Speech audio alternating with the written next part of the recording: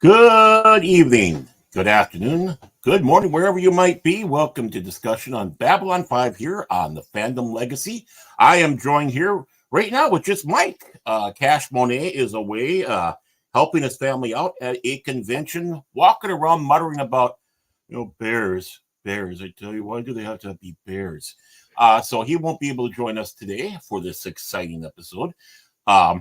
And of course, Phil McCracken, I don't think is able to join us until later. And we don't know about Lord Krit. I think he's got Finrod again. Who knows? He could be running into boats or just having a good old time swimming somewhere. He's an orc after all. Well, yeah, he's going after those whalers right now. So, you know him. He's kind of passionate like that. He is. He's so very passionate. Of course, we're on. We're what would you say? Recovering from massive amount of war from yesterday on another science fiction franchise or science fantasy. I like to think of it more science fantasy because I'm looking at it more on the fantasy side myself. I'm looking at it as a science fiction because you have orcs and then you have characters that have mystical powers that you fight against as well. Exactly. And we talk about Admiral, there be whale here. And there he is. Hello. Jesus. George Lucas has joined us, and he's going to tell us about how Babylon 5 is his creation, really. Yes, of course. And of course, Space Jesus is also known as Lord Krit of Everest Production. Yes, good to see you, old boy. Yes, dear boy. No Chinkar today, huh? And no, man, what's the nickname for Phil? I don't know. Bro?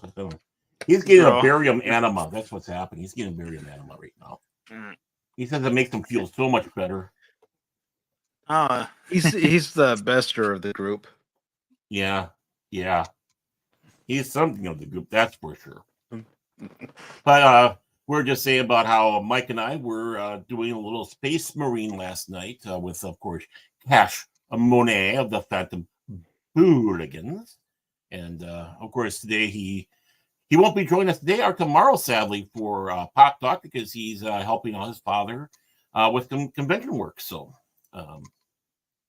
some gaming convention. I don't know exactly, but his father's being a judge and he's just going to be wandering through the halls, just muttering about bears and stuff like that. So now that he's thoroughly broken. He could shapeshift into I don't know, a Narn or a Centauri. You never know. Well, he's got the chin, but he would never go as a Centauri. He would never be a Centauri. Not No, prominent enough chins. it wouldn't work out for him. And how's the world treating our favorite orca? It's been good. I did some writing today, so here to talk some Babylon 5 or mumble about it. So you're gonna do that mumble rap with us. I understand. Mumble, I see. Mumble rap. Mumble rap. Mumble blah, blah, blah. Well, I suppose we should then dive into the crux of it all, huh? We don't want to bore people too much out there like we normally do. First episode we are going to be looking at is the episode Atonement. And of course, just to bring people up to speed, we are now past the war with the first ones. The Shadow War is over. The first ones have left the galaxy. Good riddance to them. Now the focus is now starting to turn more onto Earth, which of course Babylon 5 has broken away from because of its president, President Clark, who is basically becoming a little bit of a dictator, and don't want to know anything about his dictator. And this episode, though, is a little bit more centric on Delenn and getting us more involved. The episode's name is Atonement, and she's having to be resolve problems concerning what she did in the past that shaped things with the Minbari-human relationship and wasn't necessarily good per se. And that had to be with the war and how it started. And it was actually, I believe, the first time we actually meet their revered leader, Dukat, who she is kind of apprenticed to and a member of the Great Council with the religious caste. And we learn a little bit more about the history of why Minbaris have the souls. Meanwhile, on a side note, Sheridan, he wants to send Marcus and Franklin to Mars to try to get something going there on a secret mission to try to help get a foothold in this civil war that we have going on in this. So, basically, after the last Shadow War, we learned that Valen was still genetically partially human and had children. The children ran away, fearing that they were going to be persecuted, but then came back and started intermingling in. And that's how the DNA of humans got mixed into the Minbari, which, of course, goes down about the Minbari not born of Minbari and why humans have Minbari souls. And, of course, as we go along, we find out that the big catalyst, and I think we said it before, of the final vote for the war was, of course, squarely on Delenn, who basically wanted to see all humans eradicated after the death of Dukat. So, I suppose we should take a look at pictures. And, of course, there's our favorite Lanier. And Zach is, of course, a little in the opening there, Zach is getting his new uniform, and he's not happy about it because he's hoping that Garibaldi will come back. And he's fidgeting, he's causing problems. And, of course, Lanier is there explaining what an honor this is and kind of being a translator. And, Zach being a bit of a pain in the butt, the Minbari tailors are more than happy to, as you can see, they're not happy. Give him a little poke here with a needle, send him on his way. And one of the funny parts I thought about it while Zach's complaining about the fitting, talking about how the fabric itches, and Lanier says, well, this is one of our finest fabrics. It's very rare. You should be honored to have this particular fabric bestowed upon you. And Zach is complaining, and one of the tailors pokes him with the needle, and Lanier translates to her, use a bigger needle next time. Exactly. I gotta hate that when you take a drink and you choke. Yeah, use a bigger needle. And of course, here's kind of the first steps of Delenn having to face what happened in the past. And Mm-hmm. she's not happy. Obviously, it's not a pleasant thing. But of course, Nope. Minbari ships are not an odd sight to see anymore around Babylon 5. But one big happy family now. And we still see that our famed first officer still holds the rank of green. Team leader. She's still part of the green faction of the Drazi. So she is I guess you could say she's got some power there with the Drazi. Mm-hmm. And of course, Continuity. Yes. And of course, Jakar is getting his first bionic eye. And its biggest complaint about getting it is that it's not the right color. Right. Yeah. There goes. Be careful opening it, and it's a blue eye. It's like, doesn't look like a Narn eye. But he's also told that he can take it out, and it will still function when the eye is out. Yeah, because we even see a funny little scene where he takes the eye out and then he looks at himself with it. Mm-hmm. Exactly. But now he's got an eye back, and even if it doesn't, there he is waving at himself. I just thought that was a nice touch. Mm-hmm. Look at that magnificent chin. I tell you, Cash never looked better. But now he's becoming slightly more whole, even though it is a fake eye and looks human. And and of course, good old Claudia Christian there, or I should say, Commander Ivanova. Looks like it was one heck of a party. Mm-hmm. I think, of course, she's using a cane, and I think that's for real because she did hurt herself for real. So they just kind of wrote it into there.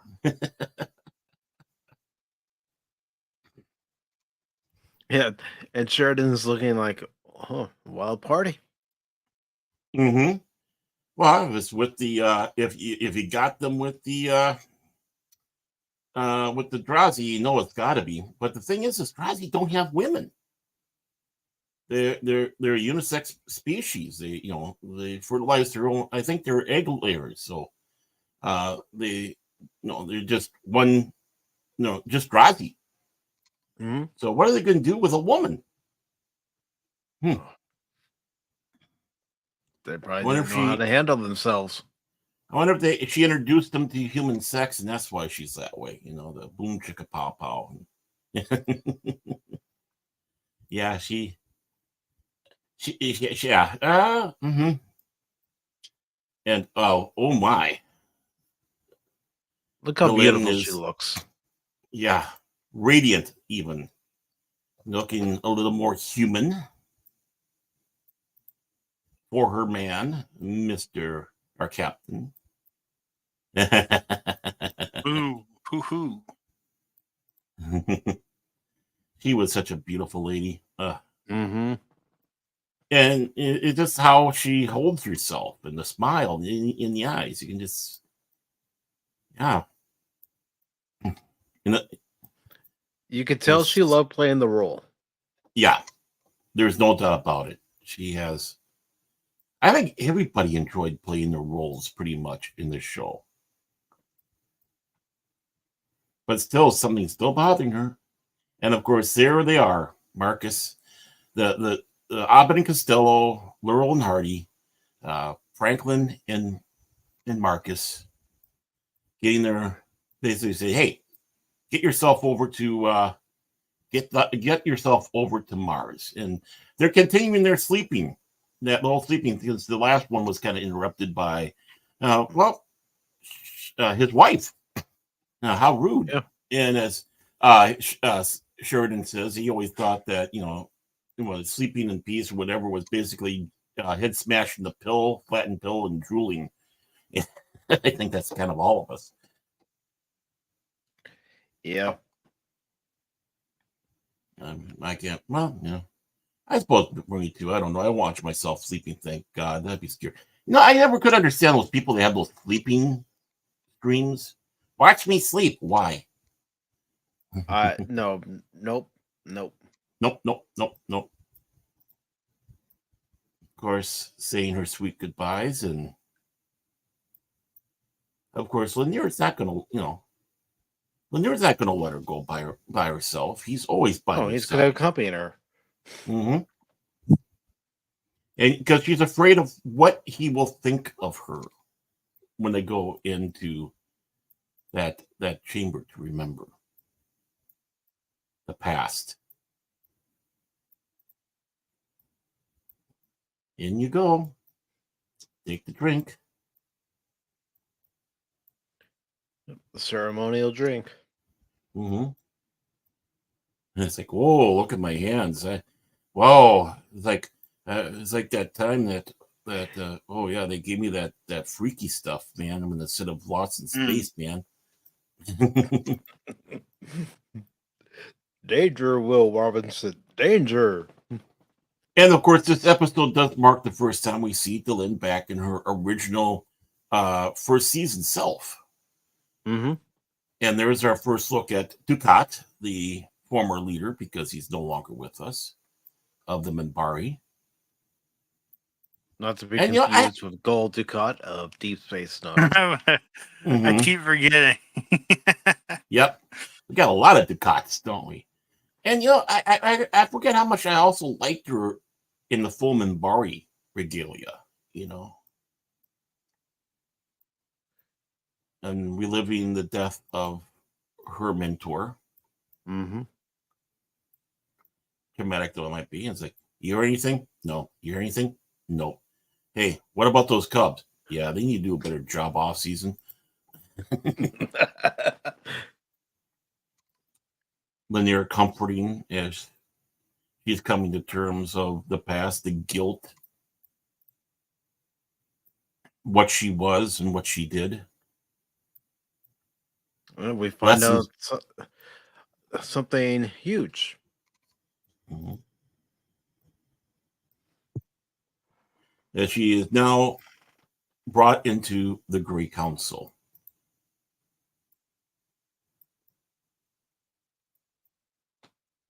And she does, and like Lanier and all that, she doesn't feel that she is worthy of this.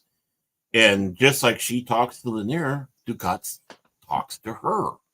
What interesting symmetry there, where you can see being passed down from one to another.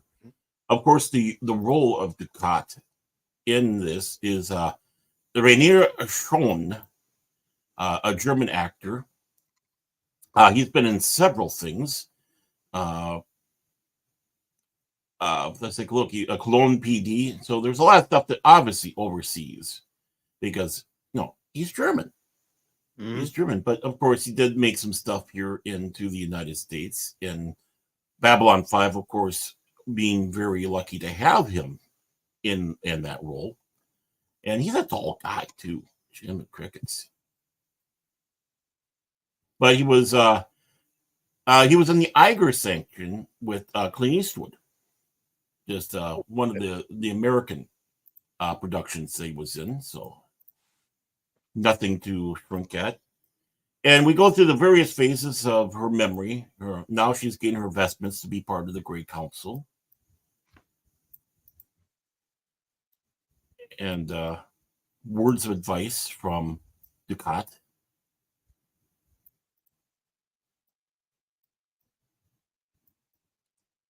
And there's the alarm. Something's happening. And then they see, boom, back to that. What she's kind of holding back. The anger, the frustration, the fear. And of course, how the decision, her as a junior member, just, brand spanking new onto the Great Council to have to make this awesome decision.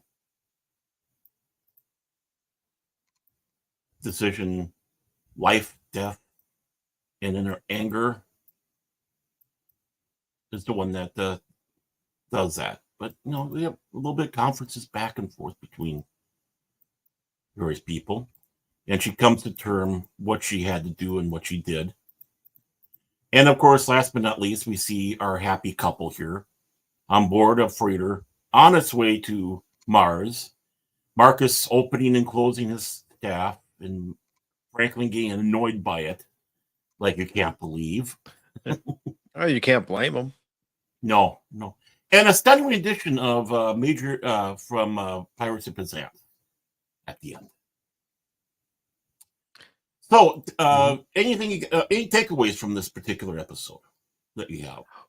Well, in this episode, we find out who made the attack and why the attack occurred because of miscommunication. Mm-hmm.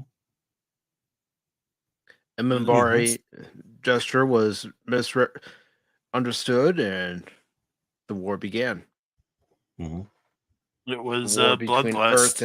and and it was Delenn who said, "Kill them all." Mm-hmm. She was the one that authorized the war to begin. Mm-hmm. And not just for the war to begin, but the brutality of it. Mm-hmm. She didn't want any human survivors. Mm-hmm.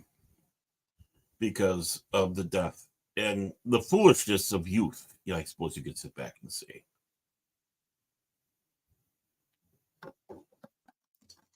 You know, that passion, the not having true full wisdom yet.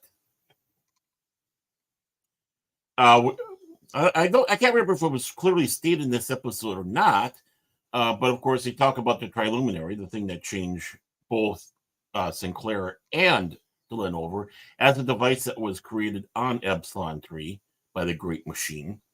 So that was even a Minbari device. It was made by the keepers of the Great Machine. And of course, Sinclair brings it back in time with him. Yes, he does. Mm-hmm. We also learned that, of course, Valen's body was never found. So it's like, the big mystery. Valen will come back when we so sorely need him. And you know what? In a sense, that truly was what happened. Valen did come back for the first time before he went back in the time. So indirectly, that prophecy did come true that Valen would return. But what happened to Valen? Where he disappeared? Where did he disappear to, and why? That is still left as a mystery in Babylon 5. Mm-hmm. Which is good. You should leave it as a mystery. You don't need to know every little detail that went on. Mm-hmm. Right. And of course, one of the things too is, we have to keep that a secret to the rest of the Minbari. They are not supposed to know this little secret of how the human DNA came and got involved. That's supposed to be kind of a rough thing for them to kind of wrap their horns around. That human DNA 1,000 years ago infiltrated into our people.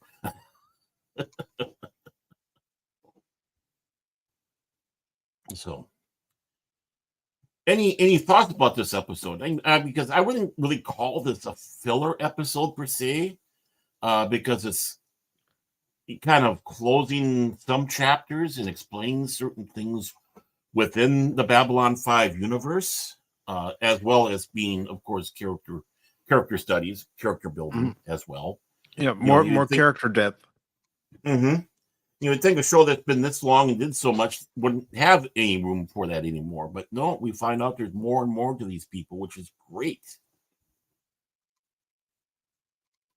It's realistic because there's more and more to each and every one of us. Mm-hmm. Exactly. And is it true that Krit will sing us "I'm the very model of a modern major general"? It's too fast to sing. I'm the very model of a gentleman. I'm the very model of a modern major general. I don't even know the words of the song. Just watch Animaniacs when Yakko Warner mhm. does it.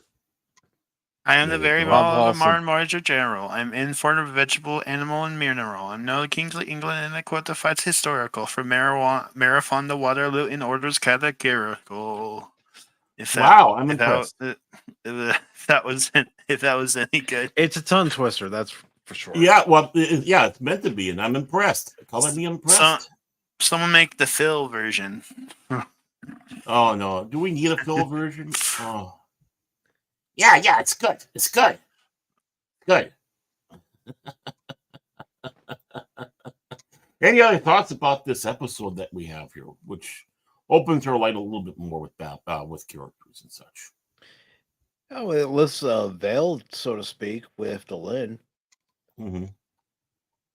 She comes off as this calm, cool, collective individual, and then we find out in her younger days she was impulsive, and it was her decision that started the war between the Earth and Minbari.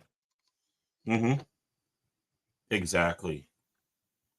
And it shows how people can grow, you might say,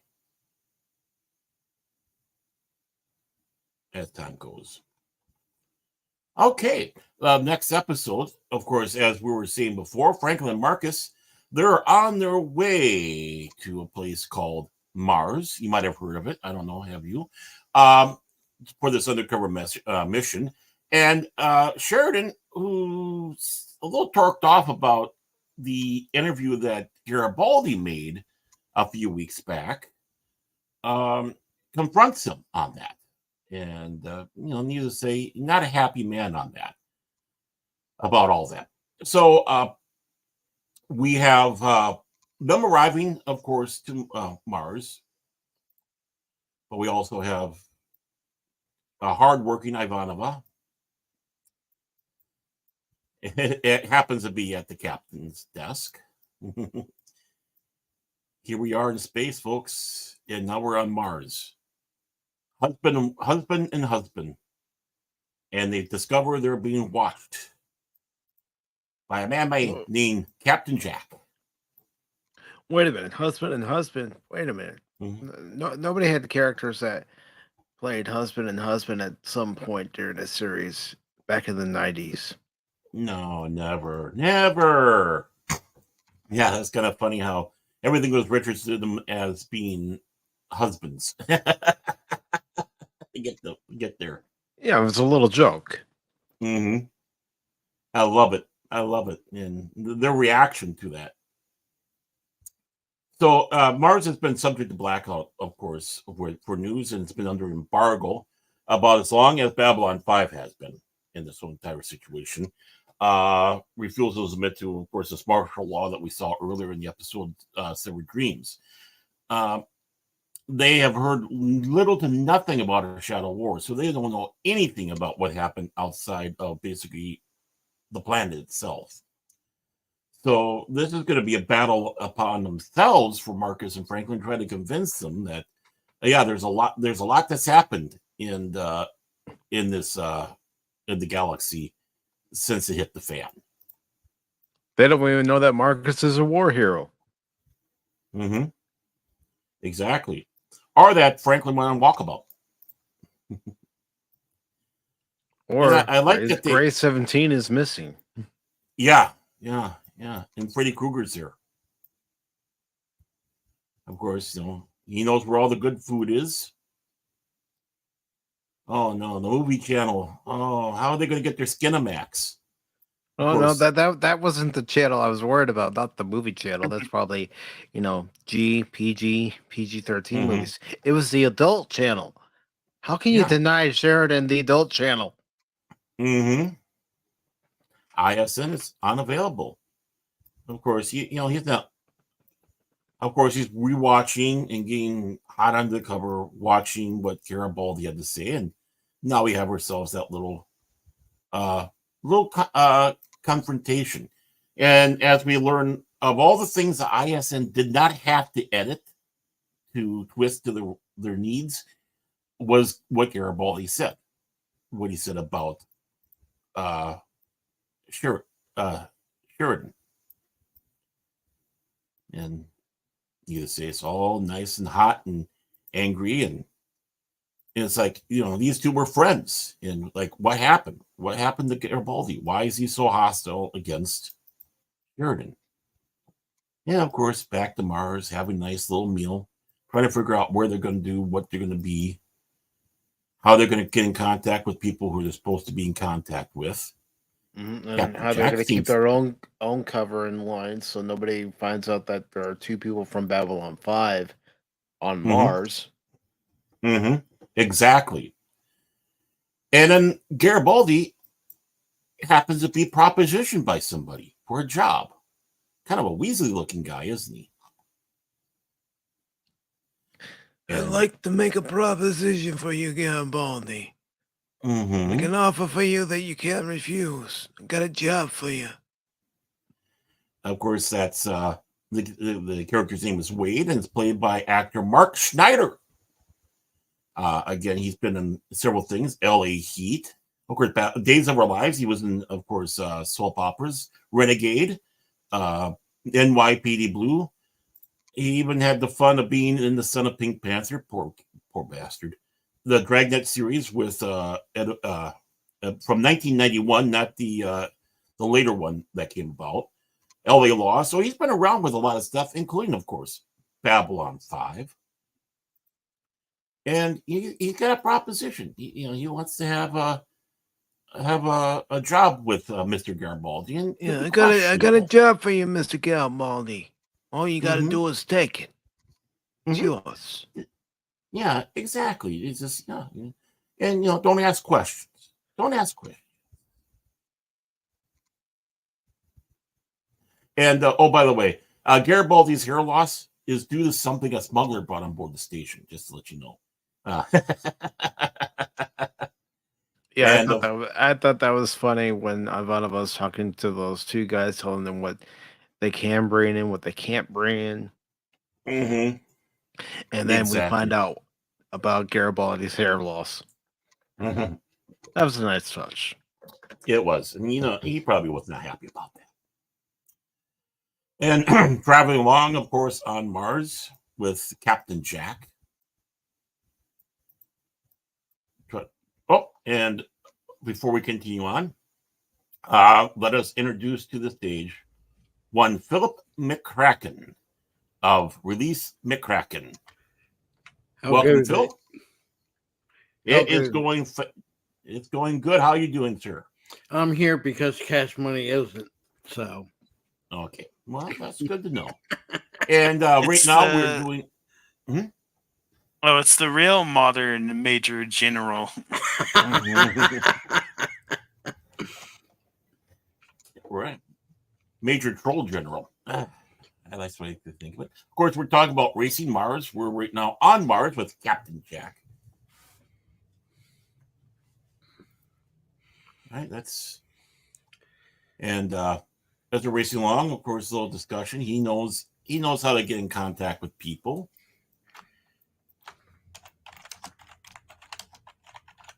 And of course, here we are. Oh yeah, they were talking with the smugglers, with Ivanova, trying to get some form of trade going on board Babylon 5, because obviously, well, being cut off from everybody, it's just kind of hard. Look, it's Cash. Yeah. Look at that chin, man. These people. The goatee can't hide it. It has an awesome chin there. There is one there, yeah. I didn't know he had that many piercings, so. Scary. And that must be his girlfriend from Fullerton. She looks unimpressed. Yeah, would you?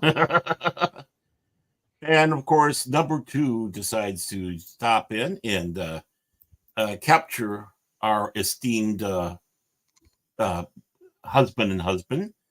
Oh, they find that little canister on Marcus as they try to explain themselves. But of course, again, they've been on a news blackout. They have no idea what the hell's going on and who. So who are these two people? Sheridan and Delenn, of course, back together, having nice little moments, enjoying their time together. Jack explains about his daughter. and they're still suspicious. And they're playing a game of I Spy. I spy with my little eye, and there's the spy, Captain Jack. And we find out why. there's number one. She is the head of the resistance on Mars. Franklin does a little looking on, and excuse me, we find out that Jack has a little friend. And he's kind of explaining what's going on, how he was being used, basically making his goodbyes. Saying, yeah, you cut off the head this time, but they can grow back. And then boom, bye-bye Jack. And what was it? It was one of those same things that Mr. Lando had on his Lando in the future. And of course the Regent. And a little bit of aftermath of I believe between him and Garibaldi. And that's basically in a nutshell. They've discovered that our two husbands there are what they say they are. They're from Babylon 5, and what's everything. They're there to help. They're trying to get something going. And of course, Garibaldi, figuring that he has nothing left here anymore, especially after his last confrontation with Sheridan, takes up the offer with Wade to do whatever it is that Wade wants him to do. Say it's not so, Michael. Say it's not so. And, this episode really shows the acting chops of Jerry Dill, I think. He was a great actor. No doubt about it. It was definitely not, what we expect to see, how he played Garibaldi's before. And now he's, not that chipper smart aleck that we really knew before. Poor man's Bruce Willis. And of course, as one person's analysis on there's like Garibaldi's rejection of Sheridan's Sheridan, they say it kind of parallels Judas' rejection of Jesus. Both of them were their leaders of the inner circle. Sheridan warning to Garibaldi to stop undermining him. It can be read as analogous to Jesus' warning to Judas at the Last Supper. So, yeah, as you can see, again, in the old story about, when the Messiah figure or whatever is being betrayed by one of his own, one of his closest.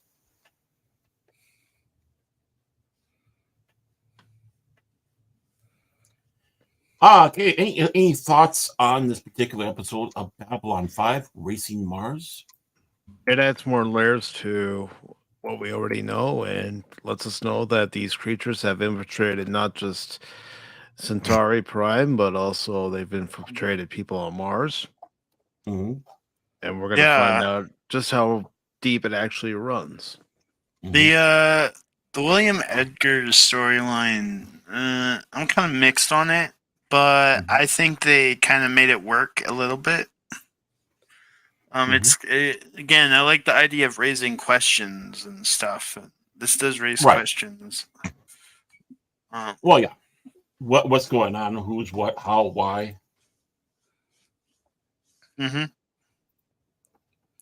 I personally liked all the episodes when it's about Mars, thinking about how it would be similar in the real world if we were to colonize Mars. Thinking about how long would it take after we colonize it that the people that we send there, just like in this universe, start saying maybe we're better off not, being independent. Kind of similar to what happened to the real world over here with North America, South America. People eventually they want their own control. So anything dealing with Mars, I thought was cool. I wish we I wish we would have got more in depth into other planets But Mars is, I guess, the closest thing that we in this universe that we talk about or watch about or hear about. As far as the Mhm. Earth, with dealings with Earth. So, Yeah. but yeah, I liked all the episodes dealing with Mars. Right, and you definitely do have a point there, because I think it will be something if we do end up colonizing Mars, if Elon gets his way. Are they going to be autonomous? Are they going to be under the thumb of Earth right away? It all depends on who gets there first, I suppose. I think it's just like what happened to us in the real world and what happened in this universe. At first, it's because they'll be dependent on Earth. But then Mhm. after so long, when they're no longer dependent, it's better that the thoughts get in your head, and it's probably true. We can actually do it on our own. Similar to what Mhm. happened here in the United States. We didn't Right. depend on Great Britain. After a while, we're like, we can do it ourselves. Mhm. So I like the realistic. Like I said, we don't get. If there's a disappointment with me and Babylon 5, I wish they would have talked about and done a lot more with other planets. Mhm. I mean, we basically get what, 4, 5. That's it. But it was good. I mean, the Mars stuff was always good. So Mhm. Well, yeah, because I think it's closer for us to grasp and understand, for especially people who are not heavily into science fiction, because it is so close, and it's been on our lips for hundreds of years.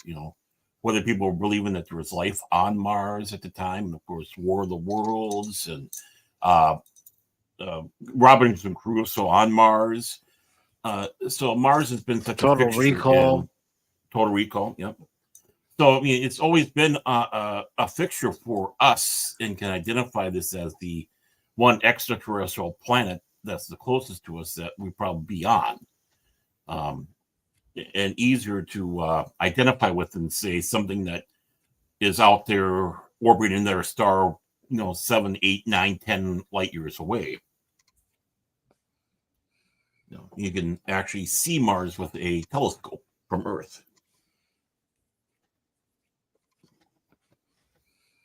Any other any other thoughts with this episode of Babylon 5?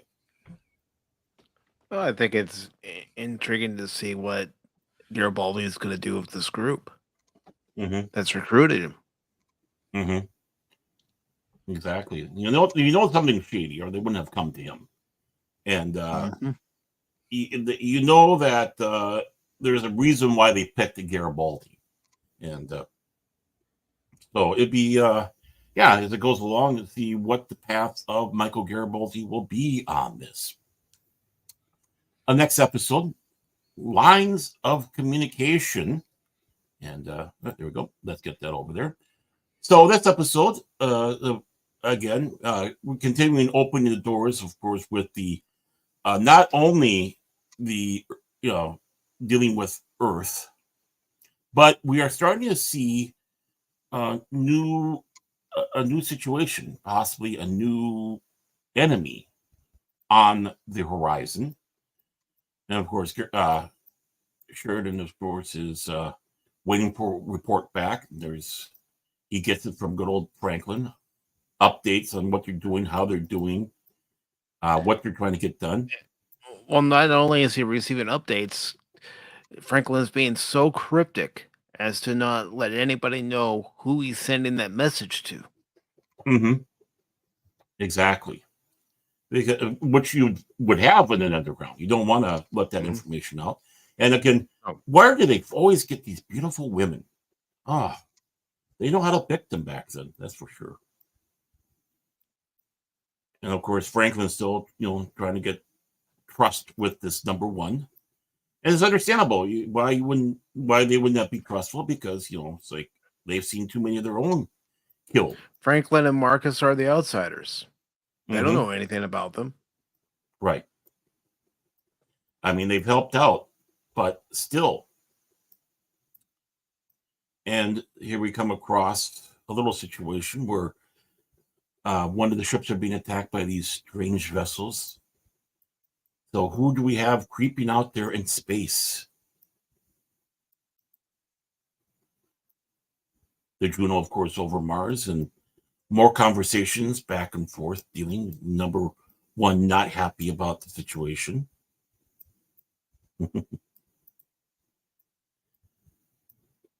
Watching, of course, news broadcasts, the slanders, you might say, against Propaganda. only making them angrier, angrier.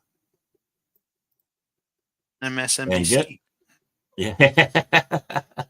Sheridan poor, wants poor. the truth to be told, but he knows how the truth can be twisted. He got an idea, and poor Ivanova sleeping so soundly, and he interrupts her. But I did like what she says. You're not even going to comment on my appearance? I don't know. She still looks great to me. I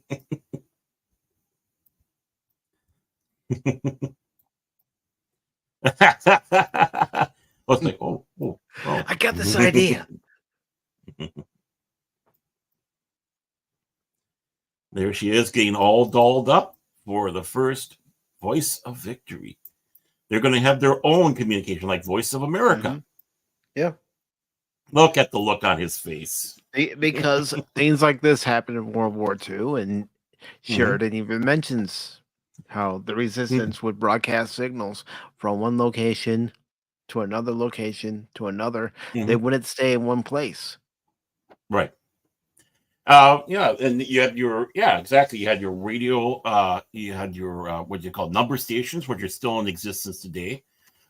People having their short waves being able to intercept those messages for spying purposes. Of course, again, the Voice of America and various others, where they put forth, their spin on things, you might say, blasting into Cuba until Cuba starts jamming those signals in, because you don't want that there. But and it's not just Cuba, but other countries out there that the VOA. They did it big during the Cold War in Europe.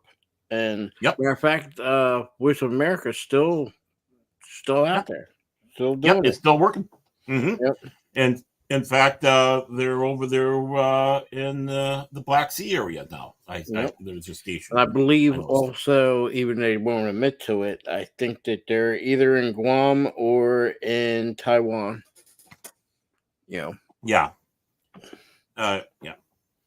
And it's not uncommon for people to have that. I mean, even North Korea have theirs that they try to transmit out to people to get the truth out as they deem it. So everybody's got some form of that or not.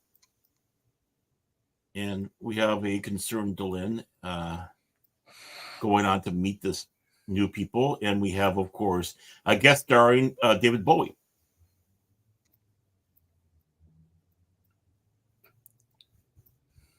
That can't be David Bowie. He had me going there for a second. I got him, folks. I got him. Oh, that is not Ziggy Stardust. Well, sure it is, Phil. Sure it is. Use a little imagination. Squint your eyes a little bit, and maybe we can all see it. And I want to just kidding. Say hello. I know. I just want to say hi to Guyver McCracken. I hope I said that right. Yes, you're right. Make Babylon 5 great again.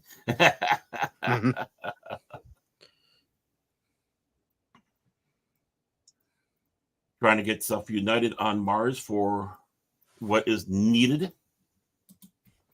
Marcus is not a happy, he's a passionate man. He was such a great character too. Franklin, the voice of reason. And that's the thing. J. Michael Straczynski could write compelling characters, interesting characters. And they're all so different from one another. They're three-dimensional. They're not two-dimensional. Exactly. Or in the case of people like Sinclair, fourth dimensional, because they went back in time. I know, bad joke. And now we have contact, folks. We have got the Pak Morah, the carrion eaters. They're sending a distress having- signal saying we're under attack by an unknown ships and we need assistance. And what is this? Uh-oh. David Bowie is turning on Delenn. Speak about... and, of course, there is Lanier all ready to go with his Minbari Kung Fu. Go back. Okay. But there's okay, nobody noticed it. One more. Oh, mhm. Look at my man using the Vulcan sign. Look No, look. Look at there's the right no, hand. there's He's not a doing the Vulcan sign. That's a reverse Vulcan sign. It's still a Vulcan That's sign. not the no. That's not a Vulcan sign. That's Vulcan for F you, and I hope you die painfully. That's what it stands for.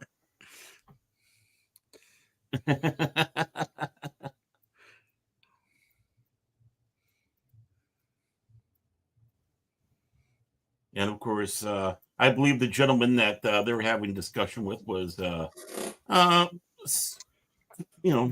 someone that was special to her, and the human side of resistance and having to get through things. David Bowie, of course, wanting to have these people come on board the ship. These people. I like how they did the effect here for this introduction. Yes. How everyone else was slow. This creature was blurred, moving slowly, methodically. I thought at first when I saw it that it was Skeletor. Mm-hmm. Or the other one. What's the other one for She-Ra, the evil guy on that one? Hordak. Yep. Well, the little backstory on this. The reason why they did this was when they came up with the costuming for this creature that we come to know as the Drak. It didn't look good, and JMS wasn't happy. So that's where they came up with this blurring effect and doing the special effects to kind of make it more menacing than what the actual costume was. So it was by accident that this came about. Desperation. But you wouldn't be too far off, Phil, thinking that it was inspired by Skeletor or Hordak, since J. Michael Straczynski did write for He-Man and the Masters of the Universe and She-Ra, Princess of Power. So. Look at that. Here comes Mike with his He-Man history. That's where I first saw his name. In the credits, J. Michael Straczynski. Exactly. And, of course, he's wishing to give gifts. Beware Drax bearing gifts. When you're the voice of reason. He's very suspicious of our new friends. And there's, of course, the Drak ship. And we start finding out that the Drak were, shall we say, allies of the Shadows. And they're not happy with the situation at hand. A little bit of give and take there. And David Bowie dies. Well, I was going to add that now that the Shadows aren't there, they're going to try to continue what the Shadows started. Right. Just like the others, just like humans and Minbari are going to continue on. They're going to continue on, but they're going to continue on in the shadows. And forgive the pun, didn't mean to have that bad pun, but the shadow of their former masters as well, and others that were. And let's have a little space battle. Let's see what Minbari and Shadow technology. And of course, needless to say, they win the day. But they find out we have a new enemy. And here we are, of course, on the war room, which has now been converted over to the newsroom, you might say, because, well, changing times. Catching up back and forth between Delenn and what they've been doing. So what you been doing? Oh, I started a network. How about you? Kick some alien ass. Okay. Alien ass? Yeah. What are we going to do about that? But we're not going to worry about it too much more for this episode. And, of course, back on Mars, Marcus is sleeping like a baby. And of course, there's our Ivanova. What a way to end on this with Ivanova. Boys. So, that's in a nutshell. We now learn we have a new enemy that came out of the shadows. We, of course, have what's continuing on there. We have a new network that started. So, it's opened up now kind of three-pronged now, you would say. Three different elements that aren't just, what would you say, filler. It's opening more doors to this universe. Would you agree, Tony? It's showing that there's more to this universe than what we've already seen. Mm-hmm.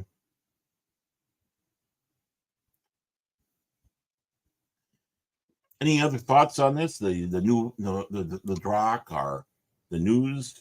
Anything, gentlemen? Oh, I like that Ivanova's going to be the voice for Babylon 5, the voice of those who are essentially voiceless when you have ISN and President Clark out there spewing their lies. Mm-hmm. Isn't it funny how this becomes, what would you say, pertinent today as it ever has been? And but the thing is it would be no matter what era. Yeah, the sense of jeopardy increases with this. It's like, okay, we thought this part of the war was over, but this opens up a new door to a war. Mm-hmm. It's not over yet. Mm-hmm.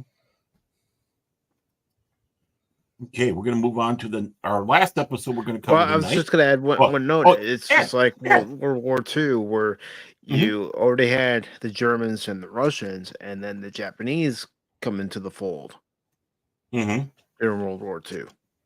Right. And let's not forget the Italians. How can you ever forget the Italians? Phil? Yeah. Don't forget the people from Thailand were also part of the Axis. Romania, Hungary, and technically you can say Finland. I was just going to say Finland in it. Yep. In fact, it was in Finland that they got the only recording of the funny mustached Austrian talking in his normal voice, because they were actually bugging the meeting that he was having with one of the uppers.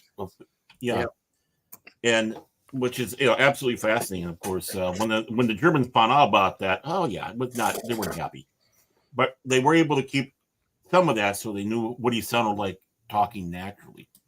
Found that utterly fascinating. Well, I'm sorry, I have to go.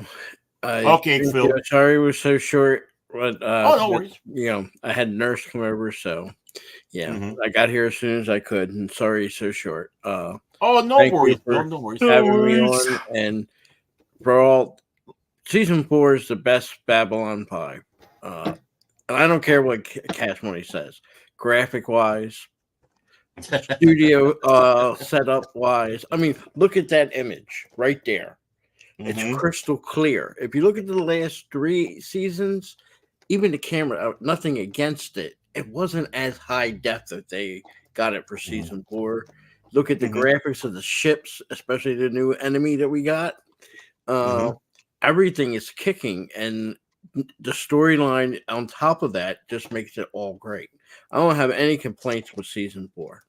No complaints at all. I think it's the best of Babylon 5.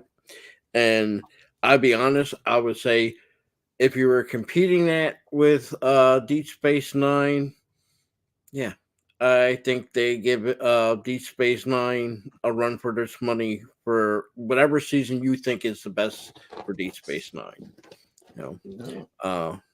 I like it. I mean, even look at the difference in the people's hairstyle in season 4, the makeup. Compare it with season 3, is like night and day. So also, added to your point, Phil, they knew their sets by this point, so they knew the best way of lighting the sets, as opposed to previous seasons. And they don't really have to make so many sets anymore. So, And I will give them credit when they started the season, when they got new uniforms. The new uniforms rock. They look 10 times better. mhm. Like I said, I mean everything. Even if you're looking at normal people like Delenn, look at her outfits that she's wearing in season 4. The colors that she gets in her outfits make her pop. You know. Mhm. Yeah, the colors are more vibrant. Yep. Mhm. And like I said, when you're watching, yeah, you're listening to it, but your eyes are on it and you notice these things.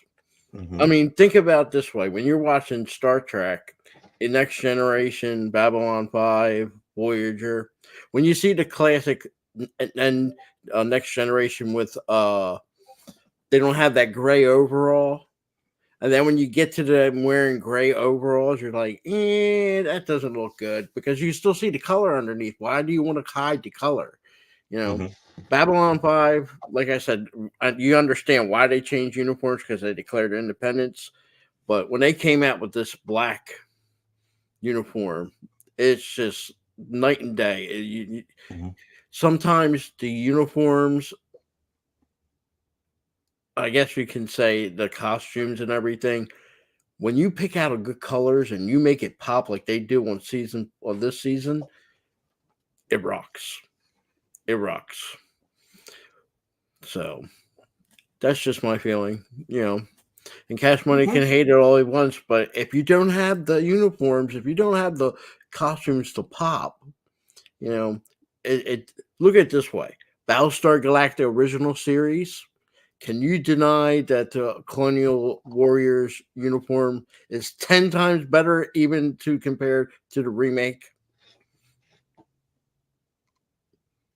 They make it look Yeah. good, don't they? Right? Mhm. Your Yeah. eyes are attracted. I'm not a fan of when they use the all white uniform on there, but when they're in Mhm. their brown uniforms, they rock. And your eyes are attracted to it. When you got Mhm. into the remake, nothing against the acting or anything else. My thing is the uniforms didn't pop. The uniforms didn't pop. You know, Yeah. like I said, don't take my word for it. Look for yourself. Watch Mhm. these episodes. Watch other ones and look at it. When their seasons, their uniforms, can we all say that start that Next Generation movie, the last one, they gave them all white uniforms, was awful. When they did it for the motion picture, that was awful. Mhm. But you The still pajamas. go into the Wrath of Khan, you see the uniforms, it changes the ideal of people saying, well, you know what, the uniforms are better. So the movie to your eyes is automatically better. Same thing with these episodes. Season 4, everything pops. So I like it. There's not an episode in season 4 that I can say I don't like. And So there we go. yep. Well, Um, thank you guys for having Gray me on. 17. Sorry, so short, Oh, and I will catch you all later. No worries, yeah. Bill. Thank you for joining us. All right, bye, guys. Take care. Have a good night. And as I like to say, a little Phil goes a long way. Don't you guys Hey, agree? Grade 17 was season 3. Oh, that's season 3? Okay. That's an awful episode. We don't need to talk It's about that horrible. one. We already did. We don't need to. I forgot. That's how forgettable that one Yeah. is. I forgot what season was in. That's how bad it is. You hit that. Yeah. Well, half the episode's bad. The other half is good. So, okay. So we're going to go to the last episode we're going to be discussing tonight, and that is conflicts of interest. And basically, Garibaldi is taking this new job. As we go on there, the Voice of the Resistance is doing their counter propaganda broadcasts, and Sheridan, of course, the non-aligned worlds are being, bothered by those nasty little raiders again. So Sheridan is proposing a plan to help take care of that. Of course, we see Wade come back. We see a certain Zathras, not Zathras, but Zathras return. One of 9 brothers, nine Zathrases, 9 Zathrases. That's on the planet of the Great Machine, Epsilon 3. And of course, we see someone else from Garibaldi's past come and make a reappearance into his life. So, good old Ivanova herself, as you can see, she's getting ready for her first broadcast. And we have, of course, our Mr. Garibaldi is reuniting people who've been separated, and he refuses to take payment in this whole thing. Because, even no matter what, Garibaldi still has a heart. Of course, look who's watching him from the distance. We're in Andorian vest from the original series of Star Trek. At least that's what it looks like. Mr. Wade down the drain. Expanding about our friend Mr. Garibaldi, who is expendable. And of course, discussing matters with Zach about Mr. Garibaldi. And again, Zach keeps on getting put in these positions he does not like, whether it's with our esteemed telepaths on board Babylon 5 having to, do things to move her around and such, are, of course, with Garibaldi, other stuff. Poor Zach is, even with Night Watch, he always seems to find himself in a position that, like, why me? Why me? But now he's head of the security, so someone's got to do it. Here we are getting ready for our first broadcast. Garibaldi talking with Zach about the bigger picture. He's trying to talk sense, trying to figure out what's going on. What's wrong? Come on, Michael. What's wrong? What's wrong, Garibaldi? Oh, yeah. And he also has some of his stuff left over, like his, basically getting his. Turning his military grade weapon and. Mm-hmm. In his comm badge, because, you stepped down. I mean, it's a hard thing that, don't get so mad that you were asking these back. You stepped down. You can't have that no more. You're not security. You're not permitted to have these items. Mm-hmm. Can't be easy. Of course, basically, Garibaldi's taking little shots at him, watching episodes of Daffy Duck and Duck the Muck. His second favorite thing in the whole universe. Discussion with Wade. And of course, he's not too pleased with Wade because he's just sitting down and having his dinner and watching Looney Tunes. So, all the good stuff in life. Garibaldi is a simple man. Yeah. Oh. I hate when I do that. But, kind of up the ante a little bit with Garibaldi for this job. And down on Epsilon 3, because they need to have a power source to blast through Earth, they need to talk to the Great Machine. And who does she run into? Zathras. Not Zathras, but Zathras. Nobody listens to Zathras. Zathras don't remember you. Zathras. Zathras tried to tell Zathras, but no one listens to Zathras.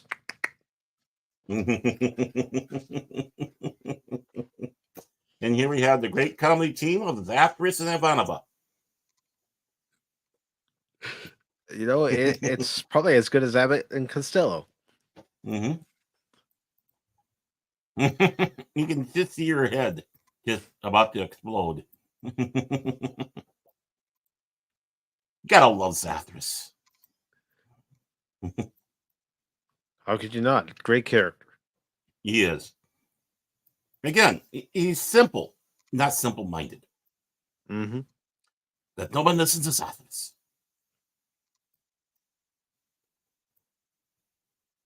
Of course, Wade making, trying to get Garibaldi to work for him a little bit, some underhanded things.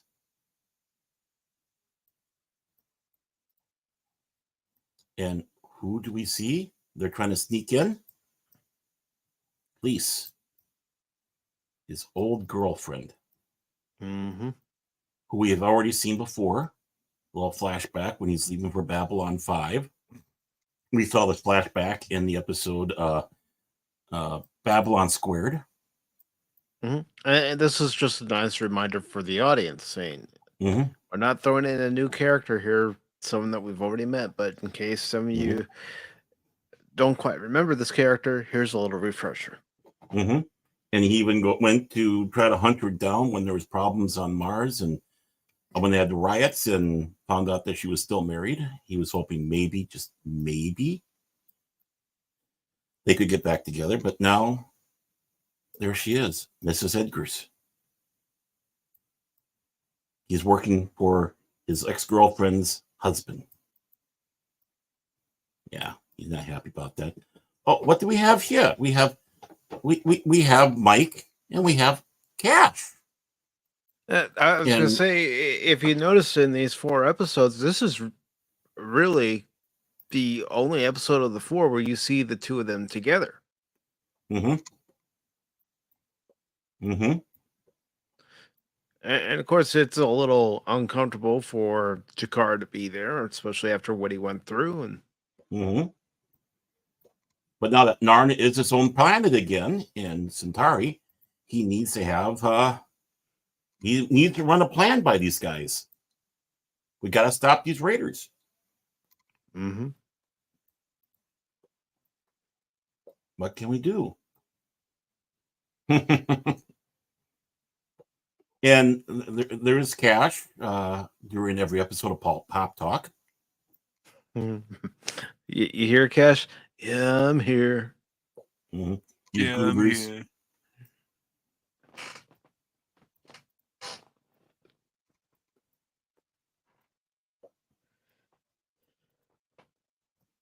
And here is the mysterious product that he needs to help smuggle. All nice and sealed up. What's going on? What's this about? Oh, bad guys. Garibaldi still has at least 1 PPG on him. A little race against the clock. Mm-hmm. Try to get people safe. And, of course, he wants to make sure she's safe. Doesn't care about Wade. Wade, screw you. And, of course, Zach comes in to save the day with these 2 guys who happen to go click. Oh, there's Leah Rose. And Phil left already. Sorry, Leah. And promptly commit suicide. And guess who's brought to the carpet on that? Mr. Garibaldi. What do you know? Mm-hmm. He doesn't know much, everything, but yeah. He knows a little, but not what Sheridan needs to know. Mm-hmm. Or that he wants to let him know. And now he's talking to his boss. And it sounds like he's got to get a hold of his angels. That, Garibaldi is now Mr. Bosley. And he's got to get a hold of his angels. Why could that be? What is that voice? Why does this sound so familiar? We'll find out, folks. And there is Ivanova. Mm-hmm. Her first broadcast. Yep. Voice of the Resistance. And now, hello, Earth. We're broadcasting to you. So that's it in a nutshell for that episode. So again, we're bringing things down the road. We're expanding upon the idea of having that news broadcast using, of course, Epsilon 3. We have, of course, Garibaldi getting in deeper with this Wade and Mr. Edgars getting reunited. And, of course, what exactly is Zathras up to? Because Zathras is up to something. He is the true villain of the Babylon 5 saga. People don't know that, but he is. So, Zathras, no villain. Mm-hmm. Baron tell a lie about Zathras. Zathras just helped with the great machine. But no one listened to Zathras. That spoke Zathras. I love it. That spoke Zathras. So, thoughts about this, gentlemen. It's I love the Zathras scene. I was surprised that's the last time we see Zathras. Because he doesn't appear anymore in the show. No, sadly. What a great character too! But I mean, Mhm. if you're gonna give him one more appearance, that's a nice little back and forth between him and Ivanova. It's Mhm. like, Zathras, you're here, but we left you back in the past, but you're here. Mhm. No, I don't remember. You don't. Oh, that's Zathras, not that. I'm Zathras. And how he was able to take that nonsense that JMS was writing, and when I say nonsense, I mean it in every respectful way, because that's how Zathras speaks. But how he was able to take that nonsense that Zathras speaks and make it seem understandable. It's like, okay, Zathras, not Zathras. It's like, okay. I wouldn't be surprised if JMS took him aside and said, "This is, this character Zathras. This is where he comes from, and this is how he talks, Mhm. how he Mhm. communicates." Mhm. And we got a great character. That's the thing. There's very few characters in this series where you go, "Oh, great." There's that Mhm. character. Mhm. And I mean, honestly, Zathras could have been a character that annoys the hell out of you. And it's all up to and I'm calling him, I know I'm going to obliterate his name, Tim Trolte. You can't really pronounce his last name. I hope I said it right. But it's due to some of his acting, taking that and doing the acting, that a character that could have been annoying as hell wasn't, is in some ways beloved in the Babylon 5 universe. yeah, and if you haven't seen The Road Home, it's nice that JMS included him into that story. Mm-hmm. Oh boy, did he. What do we say? Zathras had 9 brothers? Yeah. Uh-huh. Yeah, All named Zathras. And who would have thought that in the episode Babylon Square that this character of Zathras would be so important? Mm-hmm. And it's a shame, though, of course, that Tim Trolte, or how we pronounce his name, passed away in a motorcycle accident. And so, I mean, that in by itself is such a sad thing. Mm-hmm. Because, he did do so well with that. We've lost so many great actors associated with this series. Mm-hmm. Yeah. And just give an idea what he played in. He played in stuff like, he played in the Ed O'Neill Dragnet series, Cold Case, The Practice. He was in Pearl Harbor. He was in the Navy doctor in that one. He did make an appearance in Crusade, but unfortunately not as Zathras. Of course, as we're talking about Babylon 5, he was in Frasier, Diagnosis Murder, Dark Skies, Wayans Brothers. So, I mean, he was in a lot of stuff before his sad, unfortunate passing. He was also in the 90s Dragnet. So he was in the 90s and the 2000s Dragnet.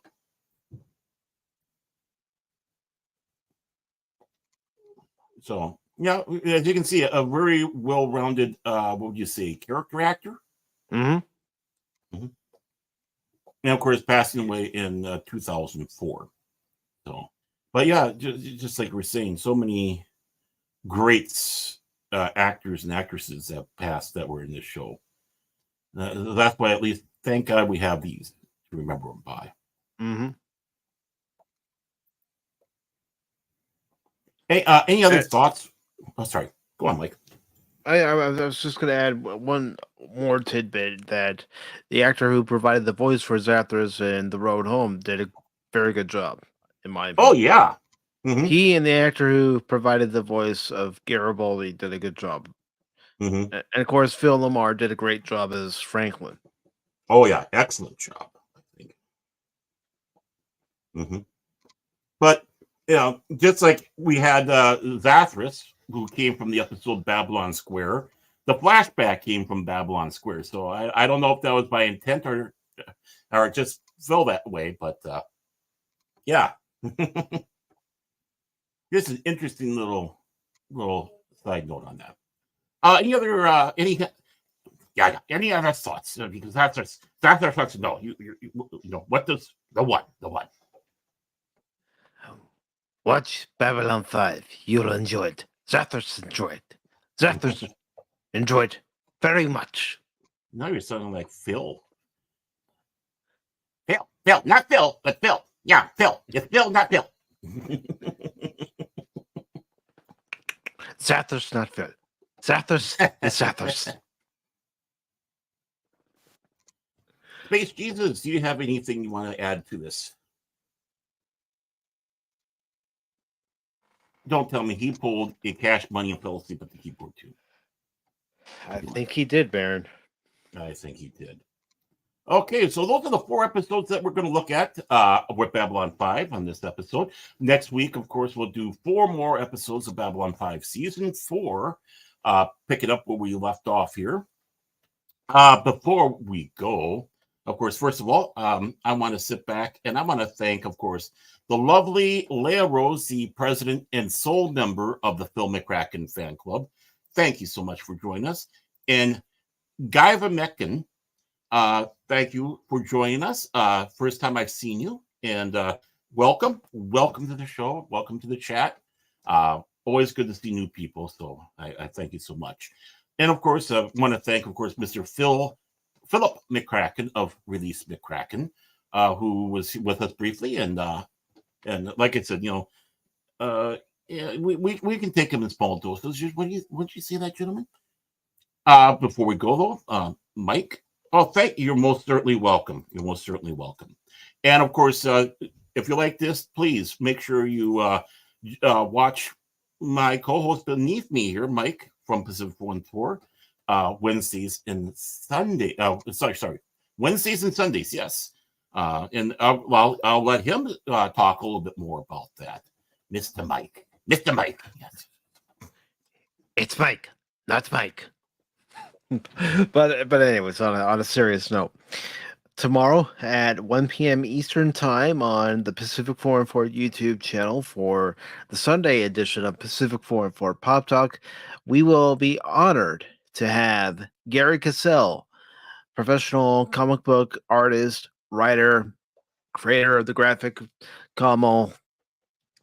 Sorry, yeah, it's getting late.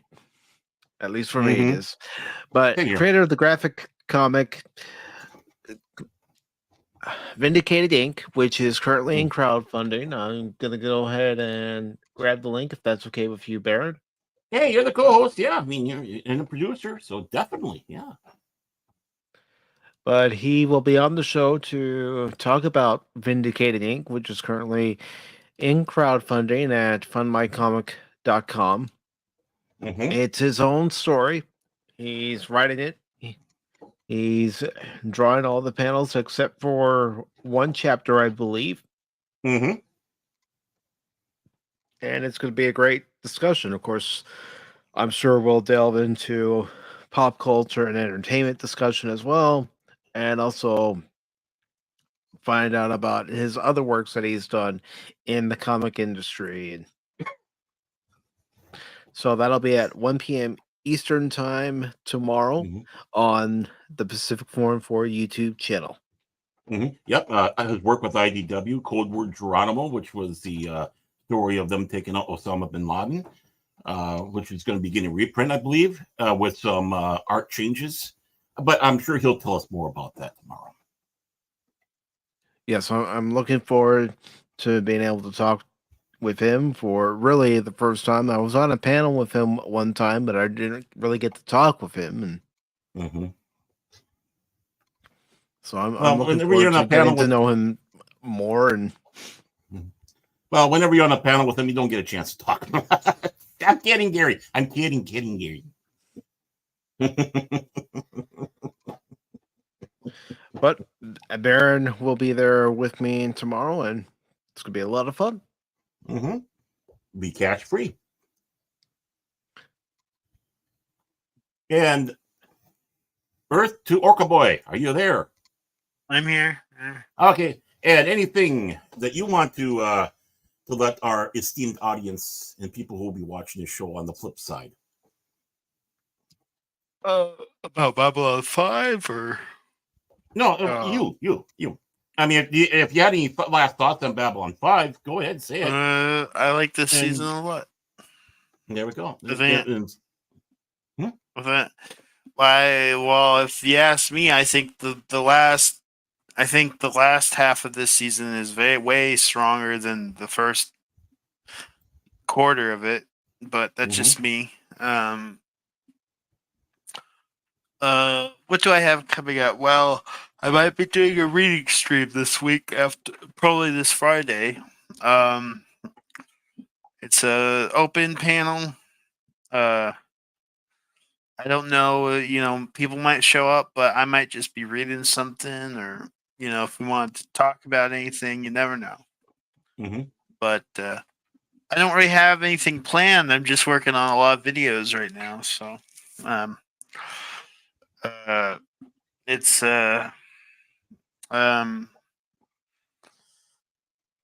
yeah, that's pretty much all I have right now. Blah, blah, blah. Okay. Phil. Phil. Yeah, he's the hardest working orca in the business, folks. So please take a look at his channel, enjoy what he has for us. And for me, I'm just hanging. I just, as always, I'm just a little parasite that hangs on all these other people's channels. And but next week, 7 Central Time on Fandom Legacy here, I hope that we continue on with the next part of Babylon 5 Season 4. So, I was just going to say, you're not a parasite, Baron. I know. I enjoy having you as a co-host of Pop Talk. And I enjoy my 2 cents a month and being able to hit your catering table. These are important things, folks. It really is.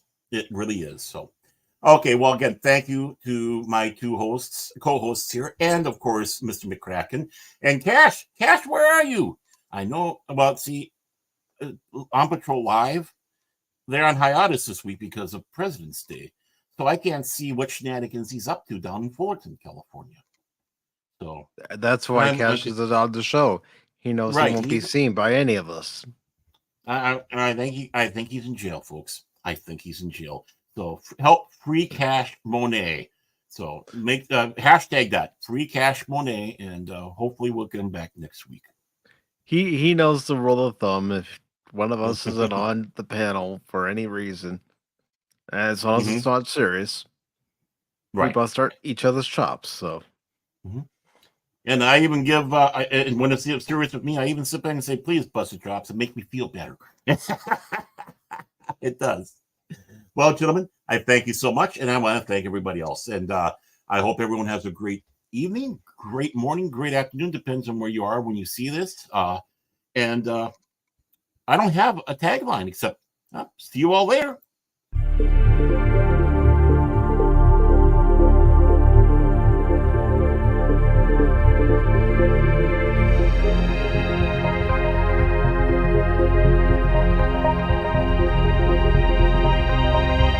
The part of Cash Money was played by Zathras. Not Zathras, but Zathras. Zathras had to go to the Great Machine. He needed Cash Money to help him fix the Great Machine.